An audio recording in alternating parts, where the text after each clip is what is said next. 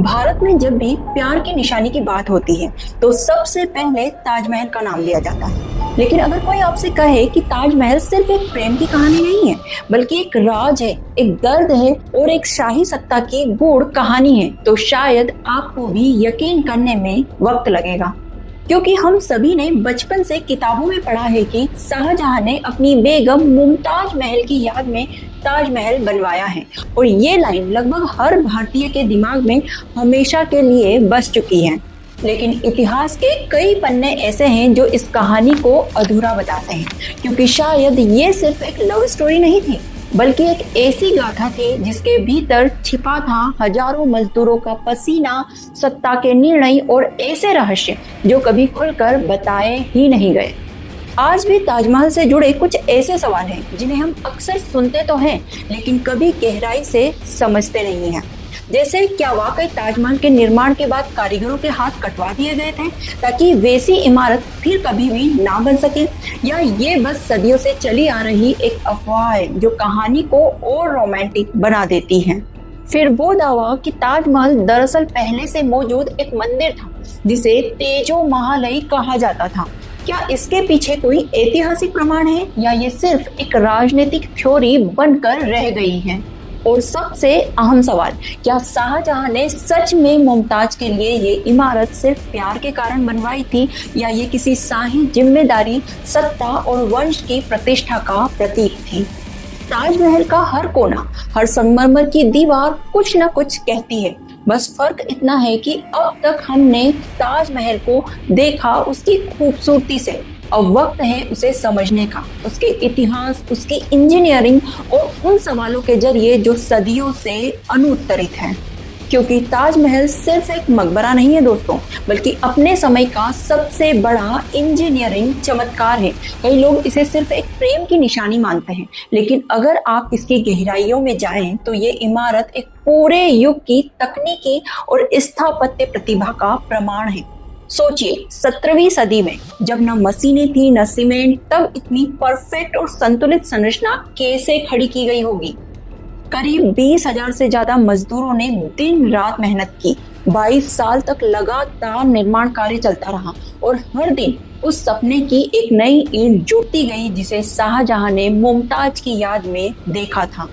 और इतना ही नहीं, 1,000 से ज्यादा हाथियों का इस्तेमाल किया गया था इस निर्माण कार्य में, जो संगमरमर, लाल पत्थर और दूसरे भारी सामानों को दूर दूर से अपने ऊपर ढोकर लाते थे। इस पूरी प्रक्रिया में किसी भी आधुनिक तकनीक का इस्तेमाल नहीं हुआ, न कोई मशीन, न सीमेंट, सिर्फ चूना, पत्थर और बारीक गणना।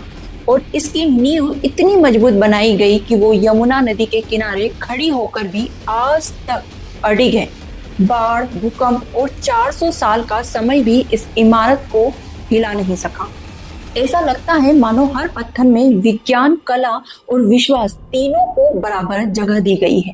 फिर भी इतिहास की किताबों में इसे सिर्फ प्यार की निशानी कहकर कुछ पन्नों में ही समेट दिया गया। पर हकीकत यह है कि ताजमहल एक ऐसे युग का प्रतीक है जहां इंसान ने सीमित साधनों के बीच भी असंभव को संभव कर दिखाया।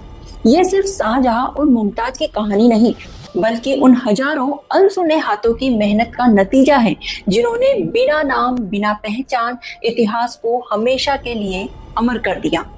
नमस्कार दोस्तों, मैं हूं श्रियंका और आज के इस वीडियो में हम खोजेंगे ताजमहल का वो सच जो शायद इतिहास के पन्नों के अंदर कहीं दबा रह गया है। तो आइए बिना किसी देरी के इस रहस्यमय यात्रा की शुरुआत करते हैं। इस पूरी कहानी की शुरुआत हुई एक मौत से। साल था 1631, जगह बुरहानपुर, जो कि वर्तमान मध्य प्रदेश में है। वहां मुगल सेना का कैंप लगा था और शाही तंबू में शाहजहां की सबसे प्रिय बेगम मुमताज महल अपने 14वें बच्चे को जन्म दे रही थी।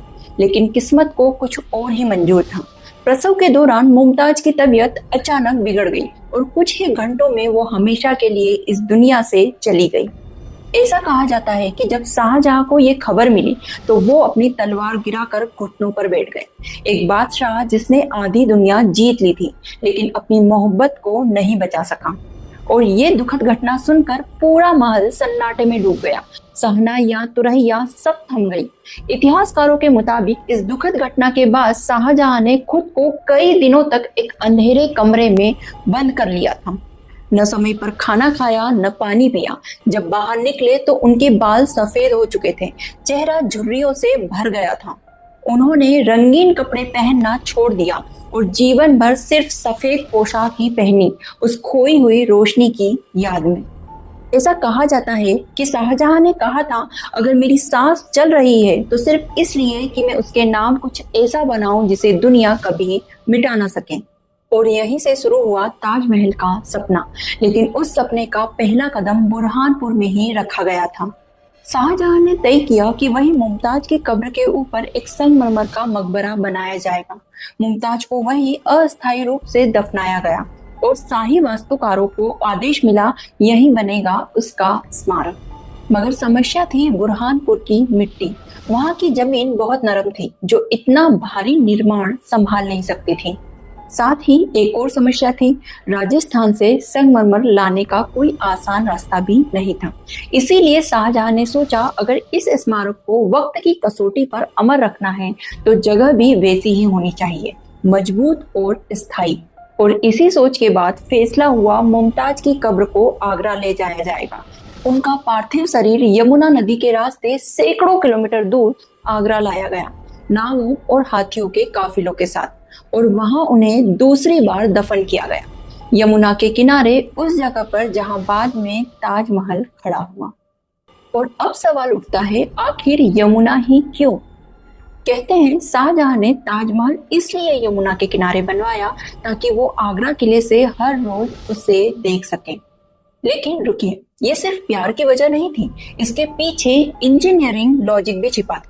दरअसल ताजमहल की नींव लकड़ी की बनी है, इबोनी वुड, जो बेहद मजबूत होती है, लेकिन केवल तब तक जब तक उसे नमी मिलती रहे। और यमुना का पानी उस लकड़ी को हमेशा नम रखता है, जिससे 400 साल बाद भी ताजमहल आज अडिग खड़ा है। लेकिन अगर कभी यमुना सूख जाए तो यही लकड़ी सूख कर फट सकती है और नींव कमजोर पड़ सकती है। यानी दोस्तों, ताजमहल सिर्फ प्यार की वजह से ही नहीं, बल्कि यमुना नदी की नमी की वजह से भी आज खड़ा है। मुगल सम्राट शाहजहां ने ताजमहल बनाने के लिए आगरा को सिर्फ इसलिए ही नहीं चुना कि वो राजधानी थी, बल्कि इसलिए भी चुना गया क्योंकि राजस्थान से संगमरमर नावों के जरिए आसानी से यहाँ लाया जा सकता था और यमुना नदी की नमी लकड़ी की बनी इस नींव को स्थायित्व देती रहे। और सबसे अहम, वो खुद आगरा किले से अपनी बेगम की निशानी को रोज देख सकें। और इस तरह एक मौत से शुरू हुई ये कहानी अब बदलने जा रही थी इतिहास के सबसे बड़े स्थापत्य चमत्कार में, और यहीं से शुरू हुआ ताजमहल का निर्माण। और जब मुमताज के लिए उस भव्य स्मारक के निर्माण की जगह तय हुई तो कहानी ने एक नया मोड़ लिया, क्योंकि जिस जमीन पर आज ताजमहल खड़ा है वो शाहजहां की थी ही नहीं। वो जमीन थी राजा जय सिंह की, जो आमेर के राजघराने से आते थे। अब यहाँ से शुरू होती है एक दिलचस्प ऐतिहासिक कड़ी। शाहजहां और जय सिंह दोनों के बीच कोई सीधा खून का रिश्ता नहीं था, लेकिन इतिहास के धागे इन दोनों घरानों को एक दूसरे से जोड़ते थे। शाहजहां की दादी हरकाबाई वही राजपूत राजकुमारी थी जो आमेर घराने से थी, और वे जय सिंह के दादाजी की बहन थी। यानी दोनों परिवारों में एक दूर का वैवाहिक और राजनीतिक संबंध मौजूद था, जिसे इतिहासकार प्रतीकात्मक रिश्तेदारी कहते हैं। अब यहाँ सवाल उठता है, क्या शाहजहां ने ये जमीन जबरदस्ती छीनी थी या ये शाही सौदेबाजी का नतीजा था? तो इतिहास के मुताबिक शाहजहां ने ये जमीन छीनी नहीं, बल्कि राजा जय सिंह से आधिकारिक रूप से खरीदी थी। इसके बदले में उन्हें आगरा में ही एक और जमीन दी गई थी और 4 महल भी दिए गए। और कहा जाता है जय सिंह ने ये अदला बदली खुशी खुशी की, क्योंकि ये सौदा मुगल दरबार के साथ उनके रिश्तों को और ज्यादा मजबूत करता था। यानी जिस जगह पर अब ताजमहल खड़ा है वो सिर्फ स्थापत्य का नहीं, बल्कि राजनीतिक सामंजस्य का प्रतीक भी है। जहां एक तरफ मुगल सत्ता की भव्यता थी, वहीं दूसरी तरफ राजपूत शौर्य और सहयोग की छाप थी। और जब जगह तय हो चुकी थी तो शाहजहां ने अपने दरबार के बेहतरीन कलाकारों, इंजीनियरों और स्थापत्य विशेषज्ञों को बुलाया। अब उनकी एक ही ख्वाहिश थी, ऐसा मकबरा बनाओ जो दुनिया में कभी ना बना हो और आगे कभी ना बन सके। इतिहास बताता है कि इस काम के लिए 20,000 से ज्यादा कारीगरों को अलग अलग हिस्सों से बुलाया गया। भारत, फारस, तुर्की, बगदाद, सीरिया और मध्य एशिया तक से हर एक शिल्पकार किसी न किसी कला में माहिर था। कोई संगमरमर तराशता था, कोई जड़ाऊ कारीगरी करता था, कोई नक्काशी और कोई जियोमेट्रिकल पैटर्न बनाता था। इस पूरे प्रोजेक्ट का प्रमुख आर्किटेक्ट था उस्ताद अहमद लाहौरी, जिन्हें शाहजहां का मुख्य स्थापत्य सलाहकार कहा जाता था। उनके साथ इस्माइल खान, महमूद खान सिराजी और मीर अब्दुल करीम जैसे नाम भी शामिल थे। यानी ये किसी एक व्यक्ति की कल्पना नहीं, बल्कि कई सभ्यताओं की कला और तकनीकी का संगम था। अब सवाल ये है कि उस समय जब कोई मशीन नहीं थी, न कोई आधुनिक उपकरण, तो इतनी विशाल इमारत को कैसे खड़ा किया गया? तो जवाब है विज्ञान, गणना और सटीक इंजीनियरिंग का अद्भुत मेल। ताजमहल की नींव तैयार करने के लिए पहले यमुना के किनारे की जमीन को पूरी तरह समतल किया गया, फिर लाखों घन फुट मिट्टी खुदाई कर हटाई गई और नीचे रखी गई लकड़ी की मजबूत जड़ें, जिन्हें इबोनी वुड कहा जाता है। ये लकड़ी तब तक मजबूत रहती है जब तक वो नमी में रहती है। यानी ताजमहल का अस्तित्व सीधा यमुना के पानी की नमी पर निर्भर है, और अगर कभी ये नदी सूख जाए तो ये लकड़ी फट सकती है और वो इमारत जो सदियों से अड़ी है धीरे धीरे झुकने लग सकती है। अब इस लकड़ी के ऊपर बनाई गई चूना और पत्थर की नींव, जिसमें आधुनिक सीमेंट की जगह सुर्खी चूना मिश्रण का इस्तेमाल हुआ। ये मिश्रण इतना मजबूत था कि आज भी वैज्ञानिक मानते हैं ये कंक्रीट से कई गुना अधिक टिकाऊ है।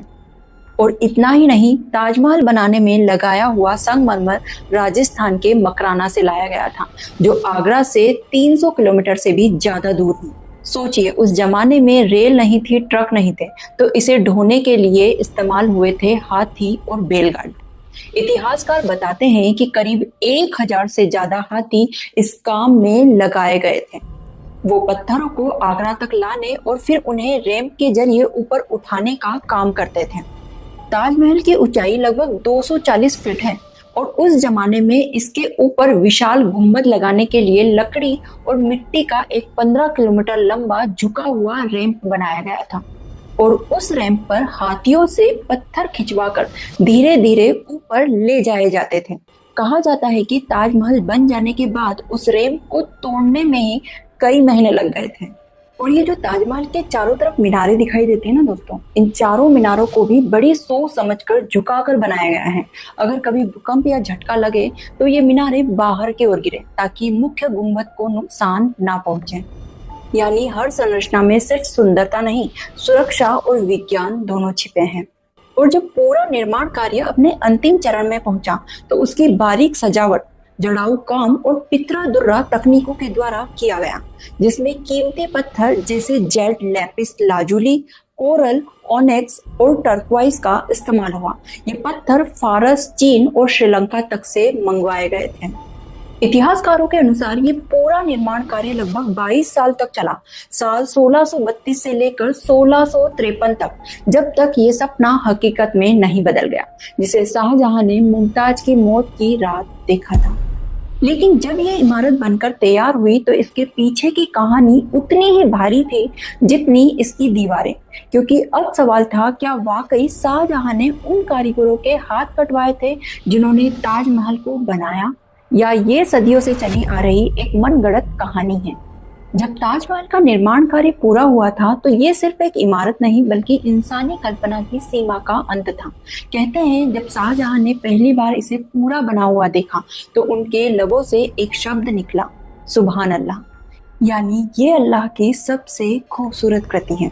लेकिन जैसे जैसे ये कहानी आगे बढ़ी, वैसे वैसे अफवाहें भी जन्म लेने लगी।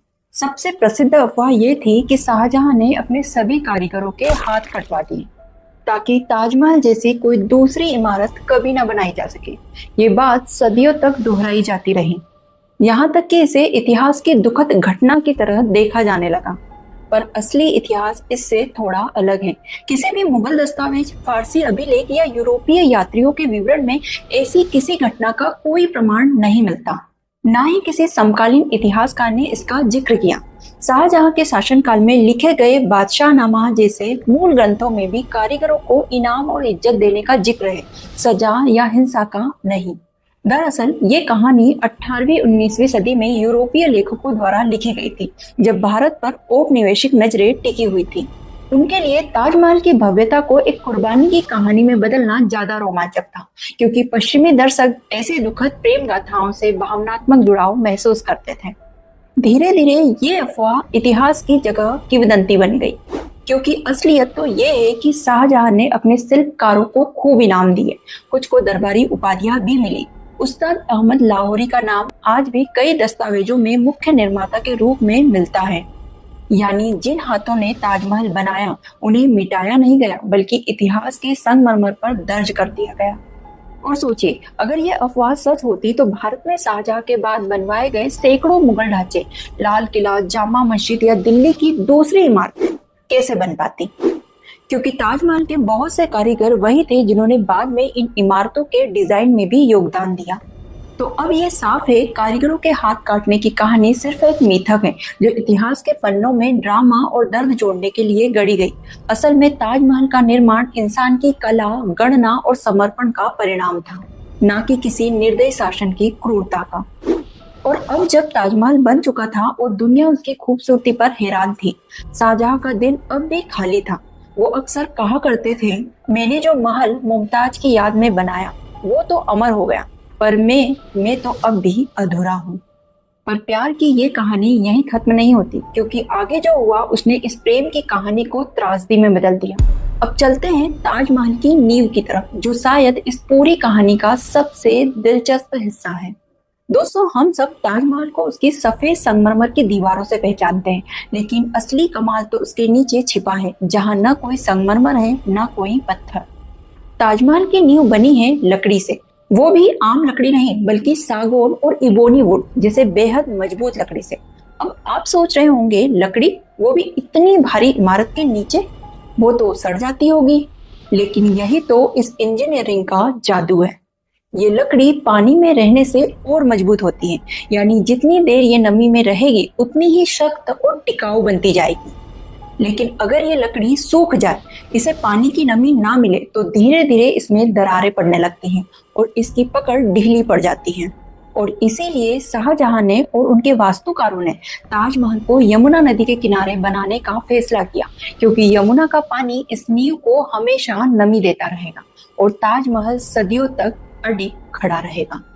सोचिए, उस जमाने में बिना किसी आधुनिक मशीन या कंप्यूटर के ऐसी इंजीनियरिंग समझ और हाइड्रोलॉजिकल डिजाइन रखना, ये अपने आप में science plus architecture plus emotion का बेमिसाल मेल था। अब बात करते हैं उस हिस्से की जो आने वाले समय के लिए एक चेतावनी, एक वार्निंग बन चुका है। ताजमहल की ये नींव, जो कभी यमुना के पानी से अपनी ताकत लेती थी, अब धीरे धीरे कमजोर पड़ने लगी है। सदियों तक जिस नदी ने इसे संभाला, वही यमुना आज सिकुड़ रही है। उसका जल स्तर लगातार घटता जा रहा है। कई वैज्ञानिक रिपोर्ट्स कहती है कि अगर यमुना का पानी इसी तरह सूखता रहा तो ताजमहल की लकड़ी की नींव सूखकर दरकने लगेगी। और अगर ऐसा हुआ तो वो इमारत जिसे सदाबहार प्रेम का प्रतीक कहा जाता है, वक्त की मार नहीं झेल पाएगी।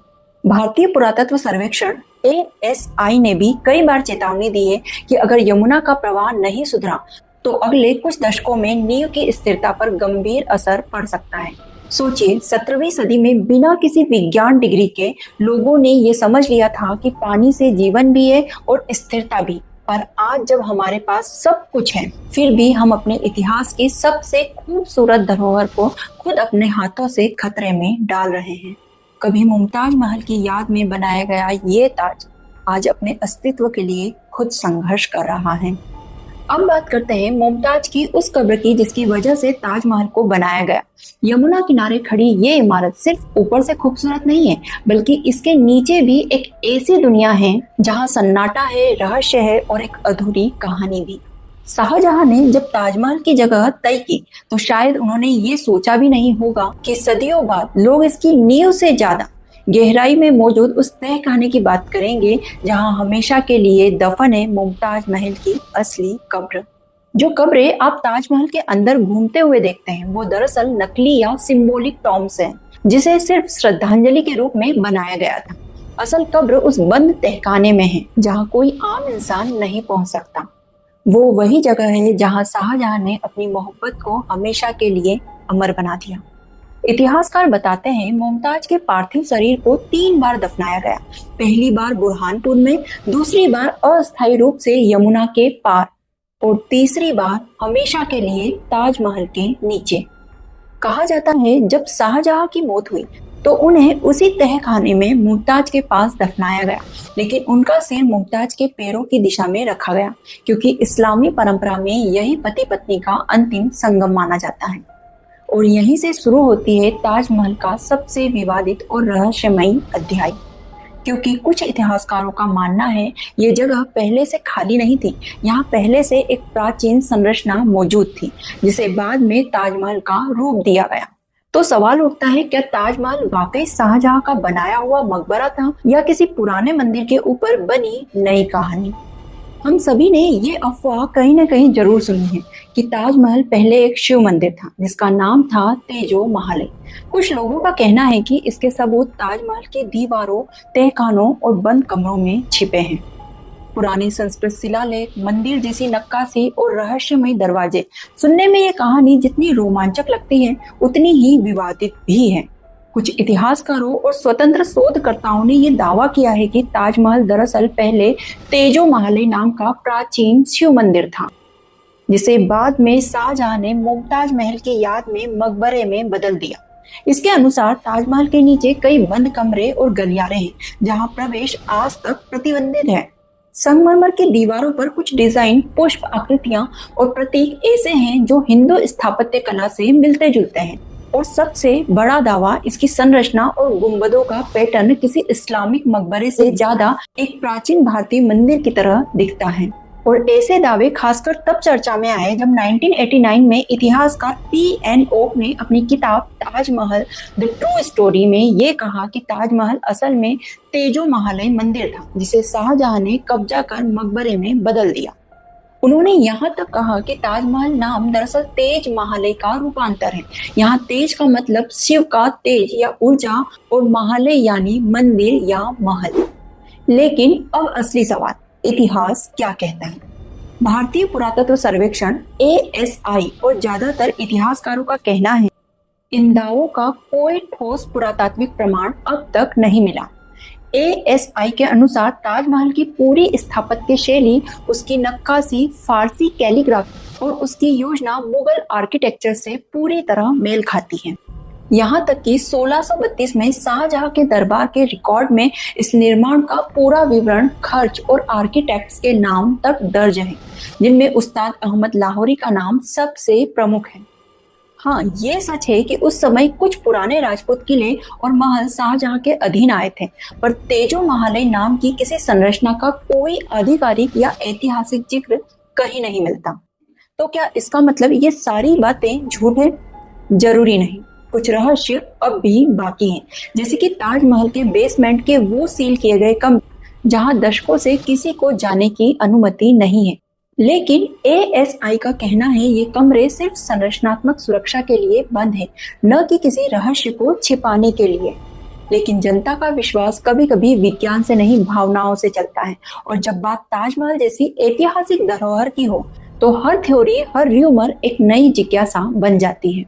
तो नतीजा क्या निकला? ताजमहल मंदिर था या नहीं, ये सवाल आज भी अनसुलझा है। पर इतना जरूर तय है कि ताजमहल सिर्फ एक इमारत नहीं, बल्कि भारत की आत्मा में रचा बसा एक रहस्य है, जहां हर पत्थर, हर नक्काशी एक कहानी कहता है, बस सुनने वाला चाहिए। ताजमहल के बारे में आज तक हमने सब कुछ सुना, उसकी खूबसूरती, उसकी मोहब्बत की कहानी, उसके रहस्य। लेकिन अब बात करते हैं उस सच्चाई की जिस पर इस पूरी इमारत का अस्तित्व टिका है, यमुना नदी। क्योंकि असली सवाल अब ये नहीं है कि ताजमहल मंदिर था या मकबरा, बल्कि ये है कि क्या आने वाले 50 सालों में ताजमहल खुद जिंदा रह पाएगा। कभी यमुना नदी का पानी इतना साफ हुआ करता था कि उसमें ताजमहल का प्रतिबिंब चांदनी रात में झिलमिलाता था, लेकिन आज वही नदी गंदे झाग, प्लास्टिक और रासायनिक कचरे से भर चुकी है। आईआईटी बॉम्बे की 2024 की रिपोर्ट बताती है यमुना नदी का 60% हिस्सा अब प्रदूषित पानी और प्लास्टिक से भर गया है। पानी का बहाव घटने से ताजमहल की नींव को मिलने वाली नमी कम हो गई है। सोचिए 400 साल से खड़ी ये इमारत जिसने तूफानों, बाढ़ों और समय की मार को झेला, अब इंसान के प्रदूषण और लापरवाही से हारने लगी है। ताजमहल को बचाना सिर्फ एक ऐतिहासिक स्मारक को बचाना नहीं, बल्कि उस नदी की आत्मा को बचाना है जिसने उसे जिंदा रखा। क्योंकि जब यमुना नदी बहेगी तभी ताजमहल सांस ले पाएगा। पिछले हिस्से में हमने देखा कैसे ताजमहल को लेकर विवाद, दावे और रहस्य आज तक लोगों के बीच चर्चा का विषय बने हुए हैं। लेकिन अब आइए जानते हैं उन छोटे छोटे रहस्यों के बारे में जो इस इमारत को सिर्फ खूबसूरत नहीं बल्कि जादुई बनाते हैं। क्या आपने कभी गौर किया है कि ताजमहल सुबह गुलाबी, दिन में सफेद और रात में सुनहरा नजर आता है? पहली नजर में ये किसी जादू जैसा लगता है, लेकिन असल में ये विज्ञान का कमाल है। दरअसल संगमरमर में मौजूद खनिज पदार्थ सूरज और चांद की रोशनी को अलग अलग ढंग से परावर्तित करते हैं, रिफ्लेक्ट करते हैं। इसीलिए हर वक्त इसका रंग बदलता रहता है और हर बार ताजमहल हमें एक नए रूप में दिखाई देता है। कहते हैं कि शाहजहां का प्यार इतना गहरा था कि वो अपनी याद में भी एक काला ताजमहल बनवाना चाहते थे। फ्रांसीसी यात्री जेक टवर्नियर ने अपनी किताब में लिखा, शाहजहां यमुना के दूसरी ओर काले संगमरमर का एक दूसरा ताजमहल बनवा रहे थे, जहां मरने के बाद उनके स्वयं का मकबरा बनने वाला था। कहते हैं निर्माण शुरू भी हो गया था, लेकिन तभी किस्मत ने करवट ली। औरंगजेब ने अपनी सत्ता संभाली और शाहजहां को आगरा के किले में कैद कर लिया गया। वो हर दिन उस खिड़की से सफेद ताजमहल को निहारते थे जहां मुमताज दफन थी। उनकी आखिरी ख्वाहिश थी मरने के बाद उसे मुमताज के पास ही दफनाया जाए, और आखिरकार ऐसा ही हुआ। ताजमहल सिर्फ एक इमारत नहीं है, ये भारत की पहचान, मोहब्बत का प्रतीक और इंसान की रचनात्मकता का सबसे सुंदर नमूना है। लेकिन अगर हमने यमुना नदी को नहीं बचाया, अगर प्रदूषण और लापरवाही ऐसे ही बढ़ती रही, तो आने वाले वक्त में ताजमहल भी सिर्फ इतिहास की एक तस्वीर बनकर रह जाएगा। सफेद संगमरमर की इस इमारत के अंदर सिर्फ मुमताज का प्यार नहीं, बल्कि इंसानियत, कला और इतिहास की आत्मा बसी है। इसीलिए जब अगली बार आप ताजमहल देखें तो सिर्फ उसकी खूबसूरती नहीं, बल्कि उसके पीछे छिपे उस मौन दर्द को भी महसूस करें। और अगर आपको ताजमहल की ये सच्ची दास्तान पसंद आई हो तो वीडियो को लाइक करें, शेयर करें और ऐसे ही रहस्यों की सच्ची कहानियां जानने के लिए चैनल को सब्सक्राइब करना ना भूलें।